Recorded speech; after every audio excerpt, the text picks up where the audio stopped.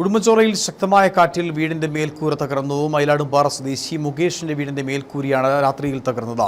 വീടിനുള്ളിൽ ഉറങ്ങിക്കിടക്കുകയായിരുന്ന മുകേഷിന്റെയും ഭാര്യ ശരണ്യയുടെയും 1 മാസം പ്രായമായ കൈക്കുഞ്ഞിന്റെയും മേലേക്കാണ് ആസ്പെറ്റോസ് ഷീറ്റുകൾ വീണത്. ശ്വാസം നിലച്ചുപോയ കുഞ്ഞിനെ സാഹസികമായാണ് രക്ഷപ്പെടുത്തിയത്.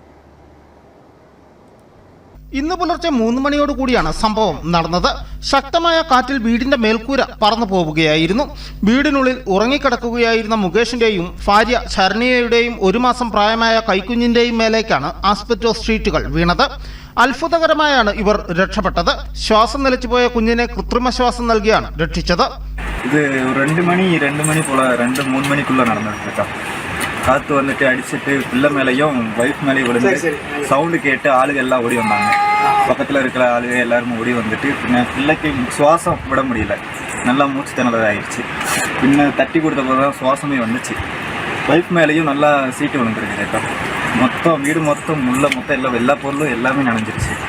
டிவி எல்லாமே நனைஞ்சிருச்சு. வீட்டில் இறங்கி ஓடிட்டு സീറ്റ് പോകുന്ന കണ്ടിട്ടാണ്. ഇവരുടെ നിലവിളി കേട്ട് ഓടിയെത്തിയ അയൽവാസികളാണ് മൂവരെയും വീടിന് പുറത്തേക്ക് എത്തിച്ചത്.